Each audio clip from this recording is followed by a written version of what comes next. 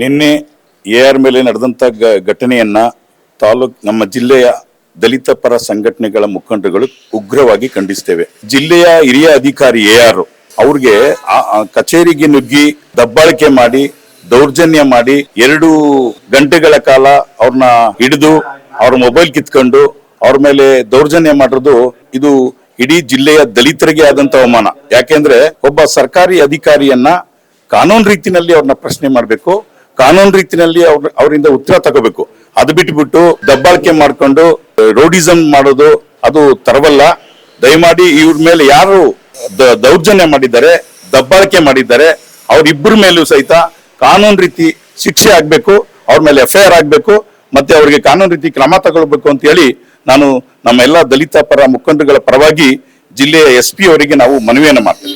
ನಿನ್ನೆ HC ಜಯಮುತ್ತು ಮತ್ತೆ ಜಯರಾಮ್, ಕುಕ್ಕುರ್ದೊಡ್ಡಿ ಜಯರಾಮ್ ಇಬ್ರು ಸೇರ್ಕೊಂಡು ಒಬ್ರು ಹಿಡ್ಕೊಳ್ಳೋದು, ಒಬ್ರು ಕಿತ್ಕೊಳ್ಳೋದು, ದೌರ್ಜನ್ಯ ಮಾಡಿದ್ದಾರೆ. ಅದಕ್ಕೆ ಅವರಿಬ್ಬರ ಮೇಲೆ ಕ್ರಮ ಆಗ್ಬೇಕು ಅಂತ ಹೇಳಿ ನಾವು ಎಲ್ಲ ನಮ್ಮ ಜಿಲ್ಲೆಯ ದಲಿತ ಮುಖಂಡರುಗಳ ಪರವಾಗಿ ನಾವು ಒತ್ತಾಯವನ್ನು ಮಾಡ್ತೇವೆ. ರಾಮನಗರ ಜಿಲ್ಲೆ ಸಹಕಾರ ಸಂಘದ ಹಿರಿಯ ಅಧಿಕಾರಿಯಾದಂತಹ ವೆಂಕಟೇಶ್ವರ ಅವರ ಮೇಲೆ ಕಾರ್ಯನಿರ್ವಹಿಸುವ ಸಂದರ್ಭದಲ್ಲಿ ಅವ್ರಿಗೆ ಜೀವ ಬೆದರಿಕೆ ಆಗಿರುವಂತ ಜಯಮುತ್ತು ಒಂದು ವ್ಯಕ್ತಿ ಅವನ್ನ ದಲಿತ ಅಧಿಕಾರಿಯನ್ನು ಒಂದೇ ಕಾರಣಕ್ಕೋಸ್ಕರ ಚುನಾವಣೆ ಸಂದರ್ಭದಲ್ಲಿ ಅವ್ರಿಗೆ ಕಾರ್ಯನಿರ್ವಹಿಸಕ್ಕೆ ಒತ್ತಡ ಹಾಕಿ ನನ್ನ ಪರವಾಗಿ ಕೆಲಸ ಮಾಡುವಂತ ಒತ್ತಡ ಹಾಕಿ ಜೀವ ಬೆದರಿಕೆ ಹಾಕಿರುವಂತದ್ದು ರಾಮನಗರ ಜಿಲ್ಲೆಯಲ್ಲಿ ದಲಿತ ಸಂಘಟನೆಗಳು ತೀವ್ರವಾಗಿ ಖಂಡಿಸ್ತೀವಿ. ಅದೇ ರೀತಿ ಈ ಜಯಮುತ್ತು ಅನ್ನೋ ವ್ಯಕ್ತಿ ಇದನ್ನಲ್ಲ, ಇವನ ಟಾರ್ಗೆಟೆಡ್ ದಲಿತ ಅಧಿಕಾರಿಗಳು. ಇವನ ಅವಧಿಯಲ್ಲಿ ಬರೋ ಒಂದು ಗ್ರಾಮ ಪಂಚಾಯತ್ ಗೆಲ್ಲಿಲ್ಲ, ಬರೀ ಸಹಕಾರ ಸಂಘದಲ್ಲಿ ದುಡ್ಡು ಕೊಟ್ಟು ಹಣ ಕೊಟ್ಟು ಅಧಿಕಾರಿಗಳು ಎದುರಿಸಿ ಬೆದರಿಸಿ ಅದರಲ್ಲೂ ದಲಿತ ಅಧಿಕಾರಿಗಳನ್ನೇ ಟಾರ್ಗೆಟ್ ಮಾಡ್ತಾ ಇರೋದು ನಾವು ಉಗ್ರವಾಗಿ ಖಂಡಿಸ್ತೀವಿ. ಆ ಅಧಿಕಾರಿಗೆ ಬೆಂಬಲವಾಗಿ ನಾವು ಇರ್ತೀವಿ. ಅವನ ಮೇಲೆ ಪೊಲೀಸರು ಸುಮೋಟೋ ಕೇಸ್ ದಾಖಲೆ ಮಾಡ್ಕೊಂಡು ಅಟ್ರಾಸಿಟಿ ಕೇಸ್ ಮಾಡಿ ಅವನ್ನ ಕೂಡಲೇ ಬಂಧಿಸಬೇಕು. ಈ ಚುನಾವಣೆ ನಡೀತದೆ ಏನು ಮುಂದಿನ ತಿಂಗಳು ಮೇ 25 ಚುನಾವಣೆ ಇದೆ. ಆ ಚುನಾವಣೆಯಲ್ಲಿ ಅವ್ನು ಸ್ಪರ್ಧೆ ಮಾಡಬಾರ್ದು. ಆ ಸ್ಪರ್ಧೆ ಮಾಡಿದಂಗೆ ಅವನ್ನ ಚುನಾವಣೆ ಕಾರಣದಿಂದ ಹಿಂದೆ ಇರಬೇಕು. ಅವನ ಮೇಲೆ ಅಟ್ರಾಸಿಟಿ ಕೇಸ್ ಮಾಡಿ ಈ ಜಿಲ್ಲೆಯಿಂದ ಹೊರ ಗಡಿಪಾರು ಮಾಡಬೇಕು ಜಯಮುತ್ತು ಒಂದು ವ್ಯಕ್ತಿನ. ಅವರು ಜಿಲ್ಲಾ ಅಧಿಕಾರಿ ಸರ್, ಸಹಕಾರ ಸಂಘ ಕಾರ್ಯ ಕೆಲಸಗಳು ಇರ್ತವೆ. ಇವ್ರು ಕೆಲಸ ಹೊರಗಡೆ ಇರ್ತಾರೆ, ಅವ್ರು ಇರ್ತಾರೆ. ಇವ್ನು ಬಂದಾಗೆಲ್ಲ ಇವನ್ ಕೆಲಸ ಬಂದ ಒಬ್ಬನು ಬರ್ಬೇಕು.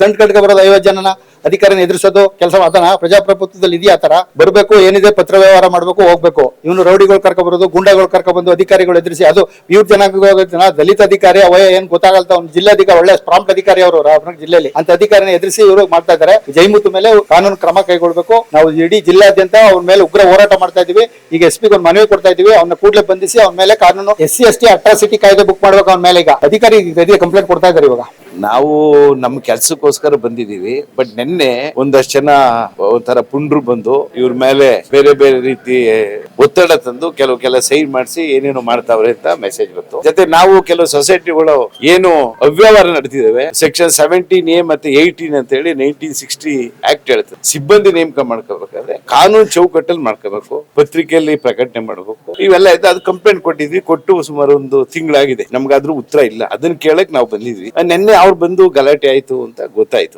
ಈ ವಿಷಯ ಬಿಟ್ರೆ ಬೇರೆ ಏನು ಇಲ್ಲ. ಮತ್ತೆ ಕೆಲವು ಬಿಲ್ಡಿಂಗ್ ಕಟ್ಟವ್ರೆ ಈಗ ಆರೋಹಳ್ಳಿ ಅಂತ ಹೇಳಿ ಸುಮಾರು ಒಂದು 2 ಕೋಟಿ ರೂಪಾಯಿ ಅಷ್ಟು ಆ ಸೊಸೈಟಿಲಿ ಅವ್ಯವಹಾರ ಆಗಿದೆ. ಅವರೇ ಬಿಲ್ಡಿಂಗ್ ಕಟ್ಟವ್ರೆ, ಒಂದು ಪತ್ರಿಕಾ ಪ್ರಕಟಣೆ ಕೊಟ್ಟಿಲ್ಲ, ಸಬ್ ಕಮಿಟಿ ಆಗ್ಲಿಲ್ಲ. ಅದ್ರ ಮೇಲೆ ಕ್ರಮ ಕೈಗೊಳ್ಬೇಕಲ್ಲ. ನಾವು ಕ್ರಮ ಕೈಗೊಳ್ಳಿ ಅಂತ ಲೆಟರ್ ಕೊಟ್ಟಿದ್ರೆ ಅವರು ಬಂದು ನಮ್ಮ ಮೇಲೆ ಕ್ರಮ ಕೈಗೊಳ್ತಾರೆ ಅಂತ ಇವ್ರ ಮೇಲೆ ದಬ್ಬಾಳಿಕೆ ಮಾಡಿ ಆ ದೌರ್ಜನ್ಯ. ಈಗ ಸರ್, ಒಂದು ಅಧಿಕಾರಿ ಹತ್ರ ಹೋದಾಗ ಅವ್ರ ಮೊಬೈಲ್ ಕಿತ್ಕೊಳ್ಳೋದು, ಅವ್ರು ತೆಪ್ಕೊಳ್ಳೋದು, ಅವ್ರಿಗೆ ಬಾಯಿಗೆ ಬಂದ ಕೈ ಮುರಿತೀನಿ ಕಾಲು ಮುರಿತೀನಿ ಅಂತ ಬೈಯುವಂತದ್ದು ವ್ಯವಸ್ಥೆ ಅಲ್ಲ. ಸಾರ್ವಜನಿಕರು ಏನ್ ಅಧಿಕಾರಿಗಳ ಹತ್ರ ಹೋಗ್ತಾರೆ ಅವ್ರು ಗೌರವದಾಗ ಮಾತಾಡಿ ಏನ್ ಕೆಲಸ ಇದೆ ಕಾನೂನು ಚೌಕಟ್ಟಲ್ಲಿ ಕೆಲಸ ಮಾಡಿಸ್ಕೋಬೇಕು. ನೆನ್ನೆ ಬಂದು ದೌರ್ಜನ್ಯದಲ್ಲಿ ಕೆಲಸ ಮಾಡಿಸ್ತಾರೆ, ಹೆಂಗಾಗತ್ತೆ? ಅದೇ ಅವರೊಬ್ರು ಜಿಲ್ಲೆ ಅಧಿಕಾರಿ ಇರ್ತಾರೆ, ಸೌಜನ್ಯವಾಗಿ ಮಾತಾಡ್ಕೊಂಡು ಕೆಲಸ ಕಾನೂನು ಇಲ್ಲೇನು ಯಾವ ಮೋಸ ಗೀಸ ಏನು ಇಲ್ವಲ್ಲ. ಕಾನೂನು ಚೌಕಟ್ಟಲ್ಲಿ ಅವ್ರು ಕೆಲಸ ಮಾಡ್ಬೇಕಾಗ್ತದೆ. ಅವ್ರು ಕಾನೂನು ಚೌಕಟ್ಟು ಬಿಟ್ಟು ಕೆಲಸ ಮಾಡುವಂತ ಇವರು ಇಲ್ಲ, ಕಾನೂನು ಚೌಕಟ್ಟಲ್ಲಿ ಮಾಡ್ತಿರ್ತ.